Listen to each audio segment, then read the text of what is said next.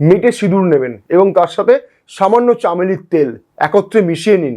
তারপরে একটা নারকেল নিয়ে আসুন। নারকেলটা কিন্তু একদমই কিনবেন। নারকেলটার মধ্যে সেই মেটের সিঁদুর চামেলির তেল যে মিশ্রণটা আপনি করেছেন সেটা ভালো করে নারকেলের উপরে মাখিয়ে নিন। তারপরে কোনো হনুমানজির মন্দিরে চলে যান। হনুমানজির মন্দিরে দাঁড়িয়ে হনুমান চালিসা পাঠ করে আপনার মাথার চারদিকে অ্যান্টি ক্লকওয়াইজ 7 বার ওই নারকেলটিকে ঘুরিয়ে হনুমানজির শ্রীচরণে নিবেদন করে চলে আসুন। আর এই সময় মনস্কামনা জানাতে ভুলবেন না, দুর্ভাগ্য দূর হবে। আর অবশ্যই মঙ্গলবার দিন কিন্তু নিরামিষ আহার করবেন। ভুল করেও মঙ্গলবার শনিবার দিন মদ্যপান করবেন না, মনে রাখবেন। 21টা মঙ্গলবার, এই 21টা মঙ্গলবার আপনি কিন্তু এই নিয়মটা পালন করুন।